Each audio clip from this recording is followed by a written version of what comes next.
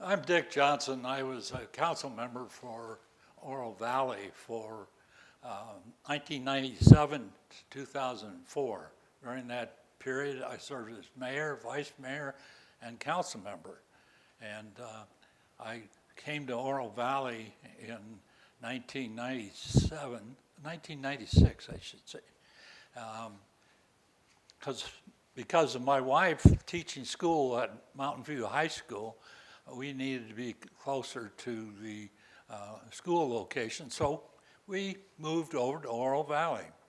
And we lived in the villages, rented initially, and then had the opportunity to buy a house in the villages, and we did so. Then I was asked in 1997 if I would accept a job as a council member when one of the council members resigned. And I said, yes, I would welcome the opportunity. And then I volunteered, and they selected me for the council in 1997. And from then on, for 7 years, I served in various capacities on the council. Not long after I got on the council, we had some issues with the mayor, and at that time, the council selected the mayor. And this is right before Paul Loomis was elected mayor, when we changed the way we selected the mayor. And at that time, our mayor had some issues, had issues with citizens that were speaking on call to the audience, had problems with the town manager, and so on. So I drafted up a letter to either have the mayor resign, or we would bring it up as an agenda item on the council. And she did not elect to resign, and therefore we brought it up as a council item, and she was removed as mayor and appointed me as mayor of the town of Oro Valley. And following that, Paul Loomis was elected as mayor, and then from then on we've been electing the mayor as a separate election issue. I applied to be on the council based on my previous history. Throughout my life, from school age to through the Air Force and so on, I've aspired to be in a leadership position and welcome the opportunity to use my God-given talents to help whatever organization I would belong to. I did not want to be a follower. I wanted to be in a leadership position. And therefore, I felt the opportunity, when it presented itself, it was a good chance for me to make a difference in the community. You had not been involved in politics prior to that. I have never, this was the first involvement in politics. I was interested in politics in the sense that I thought that politicians did not have to have the reputation, a bad reputation. I think politicians are individuals that use their characteristics and their personal integrity to get the job done and help others make the community a better place to live. And I never had the opportunity in the Air Force, to get into politics, so this was a welcome opportunity. At the time you ran to be elected to the council in the early 2000s, these three things were important to you: preservation of open space, council-citizen communication, and providing a tax base for the town. Are those still important to you? Well, I think it's very, very important. Those communications between the town and its citizens is really critical, really critical. Misinformation tends to get out there, and we needed to improve the way we communicated with the citizens. And we did some things in the council, such as newsletters and on the websites and so on, to improve that communications, because I found that people use communications from different ways, from computers to newsletters to newspapers, and we try to use all three of the media to communicate. And the other issue of open space, for instance, we all valued open space, but one has to realize that Oro Valley is about 85 or so % developed already. So open space was very hard to come by. Most of the space, the open space was already had zoning on it. You can't downzone legally, so you end up having to live with whatever is zoned. And through our general plan amendments and annual reviews of our general plan, we were able to make some changes of proposed uses. And you also were talking about providing a tax base for the town. Yeah, I think the tax base is very, very critical to the success of a town. It depends on those revenues to provide the services that citizens expect. And we can look at our tax base. We have sales tax, state shared revenues, and license fees and permit fees and that. I think to have a diversified tax base or revenue stream is critically important. Right now we have no property tax in Oro Valley. We have one for the county and fire districts, school districts, and so on. But you got to pay and have the revenue to provide those services we find highly desirable in our communities. And we depend on retail sales tax, and as of now, our retail sales tax are up because of the change in the state law, which allowed us to tax e-commerce. So Amazon's and Costco's and all those pay sales tax now for all those orders that people in our community order. You were the council member that led the effort for the Oro Valley Library, parks, roads, schools, arts, etc. What were the issues and how were they solved specifically for the library? The library was very dear to my heart. And I'll remember when we initially looked out to get a library in Oro Valley, we went to the County Board of Supervisors and asked them to help us. Initially, we were going to put the library as part of the Ironwood Ridge High School site. And because of the pygmy owl issue, that high school site was really lagging in development. And I got hold of Mike Boyd, who was our supervisor at the county level, and thought we had that area north of the town hall that was vacant. I said, could we get the library built here? He came over, looked at it, said, great. I brought the library board out from the county, and they loved it, and we moved and had the Board of Supervisors in the county approve the relocation to the existing site. And it was a labor of love of building that with great views and all that. And that's why Paul's name and my name are on a cornerstone of the library, I guess. What do you believe were the major issues and accomplishments of the town during your time on the town council? Well, I really am proud, not being boastful or narcissistic. I really believe that our council did significant achievements during their tenure. Number one, we secured the Naranja Town Park site. We built the hospital. We built the library.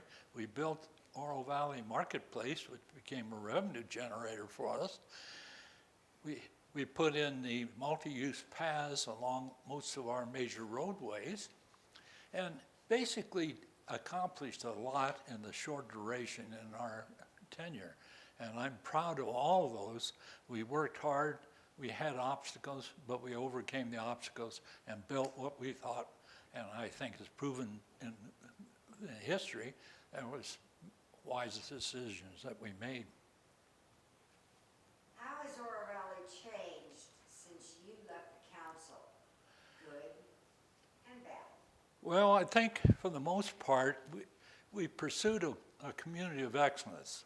We kept our focus on keeping good service, parks and recreation, a balanced approach to all the issues facing communities. And we looked at revenue streams. We thought carefully with vision of what we wanted this community to look like. Well, as in the national politics, local politics, state politics, we've become more divisive. I think since our time we were on the council, and I think this is not good for the community. We have to be at the point where we agree to disagree on issues or compromise. There's no such word as compromise now in the political body, and it's all about my way or the highway kind of approach to governance, and I think that's wrong. I think we need to have discussion of the issue, and once the facts are all known and the vote is taken, accept it and move on to the next issue. And I just think we've gotten away from that, and it's become personal and not what's best for the community. The Johnson family is a lifetime member of the Oro Valley Historical Society. What are your recommendations for the society and their relationship to the town? Well, I think it's, look back on the history of Steam Pump Ranch, for instance. James Cree, and Hank Zip went down and met with John Lieber, who lived on and owned the property here at the Steam Pump Ranch, and met in his office, and he wanted a rezoning for that for commercial purposes.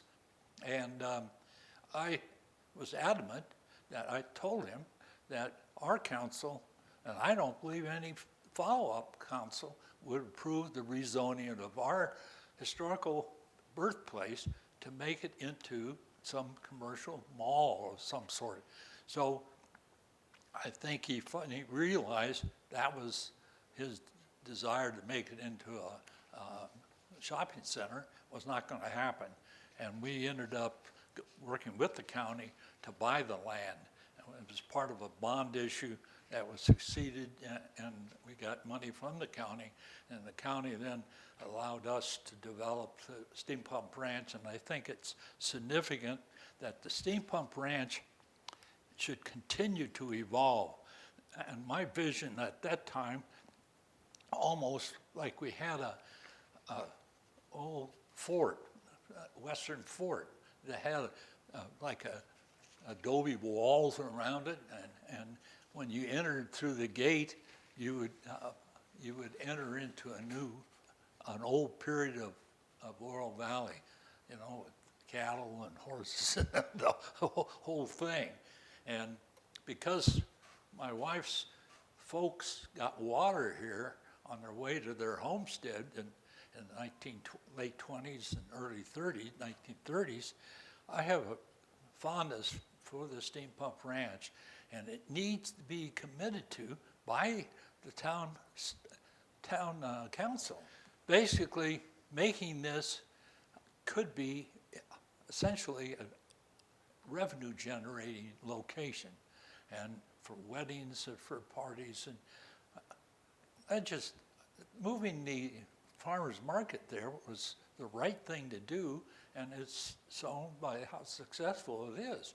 And I just think Steam Pump Ranch can be a real positive income producing asset for the town. You met your wife, Roxy, here in Tucson, and you were both members of St. Mark's Catholic Church, which you helped build. How did that come about? Well, I met Roxy through her brother on a miniature golf course in Tucson, and it turns out that he belonged to the same fraternity as I did in Washington State, but he was in Arizona. And he told me that he had some sisters, and so would I like to meet them? And I said, sure. And so I went down and met my future wife, and we developed a relationship beyond that. And she loved the uniform. I was in the Air Force at the time, and so what can I say? And we got married and had a couple of daughters and moved around the Air Force, not that much. You went to Officer Training School in Lackland Air Force Base in Texas, and then were assigned to Davis-Monthan. Eventually selected for missile training. Tell us about that experience. Well, that was a wonderful experience. I kind of go down. I was drafted in the Army after graduating from Washington State University, and I was heading for Fort Ord when I decided I'd run down to the Air Force recruiting office and see if they had any jobs for officers. And I knew nothing about how they were selected.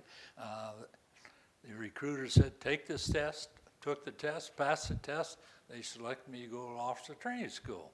And so I did that, and I got, and actually flew out of Tucson to San Antonio, and my folks, my dad drove me over to Tucson from Yuma, where his cousin was, and I took a flight into Lackland, San Antonio, and then when I got my assignment, when I got commissioned, it was to be a supply officer in Tucson. Well, I was assigned to the 303rd Bomb Wing, B-47 Wing. They phased them out, and that's when I was selected for missile duty.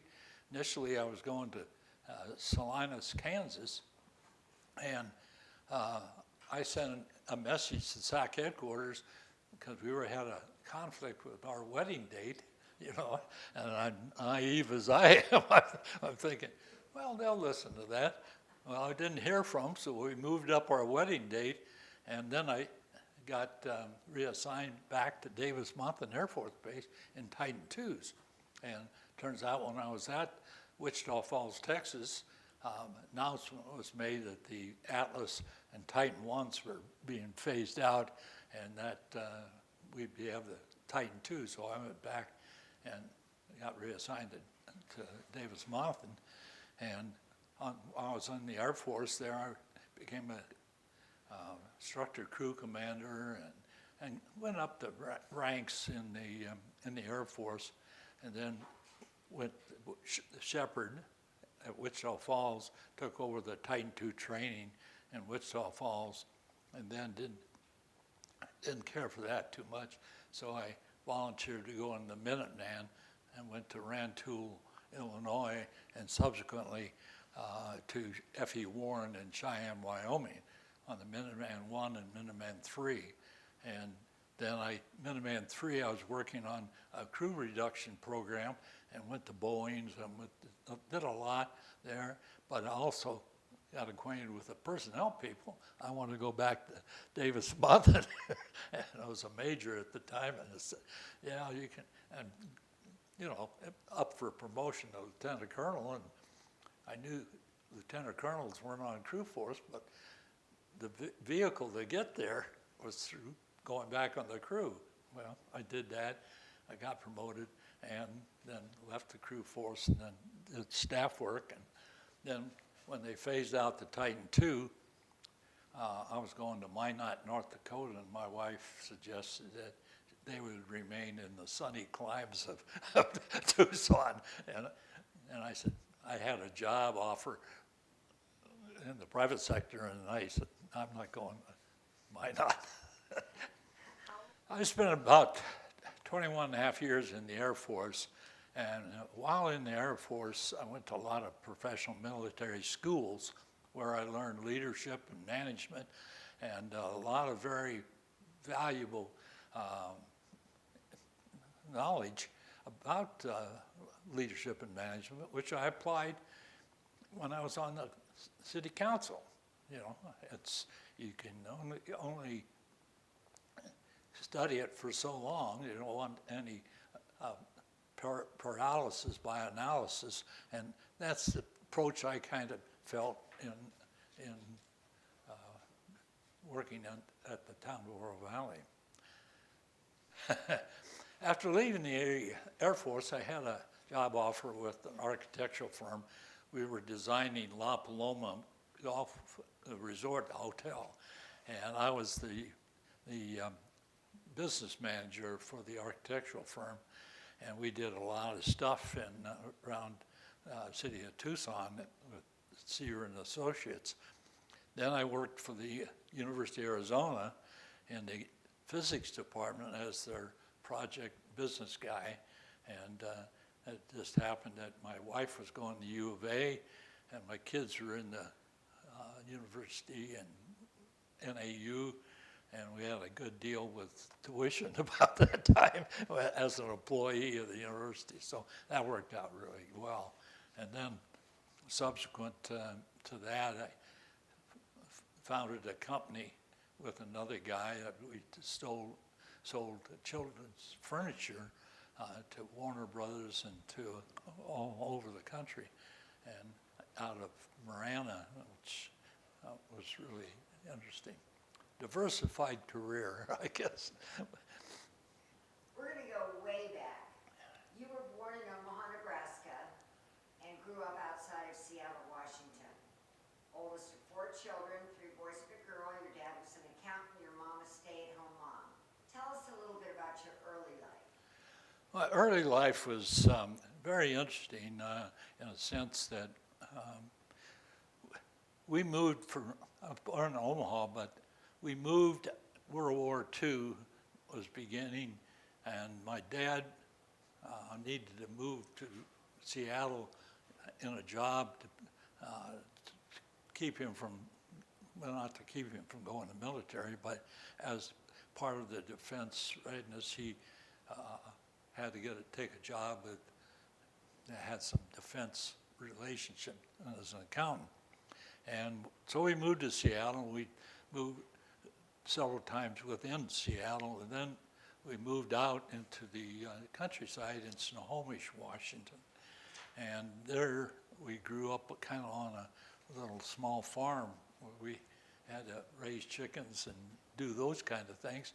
And I think the whole aspect of this, all my life I've worked hard, you know. I worked hard with the goals in mind, that by working hard and having integrity and all the characteristics that I feel that I have, and you know, honesty and that thing, helped to formulate my behavior, and in a sense that I did anything I could do to reach a goal that I need to do. And I did this in university, at Washington State University. I was the house manager of our fraternity. I worked at a sorority as a hasher. I swept out the chemical engineering building. Did all this to stay in school. So that aspect of my life formulated how I feel about life in general. And throughout this period and beyond, I've felt a deep, deep obligation to help others. I've been on the United Way board for Southern Arizona for 9 years, Junior Achievement for 9 years.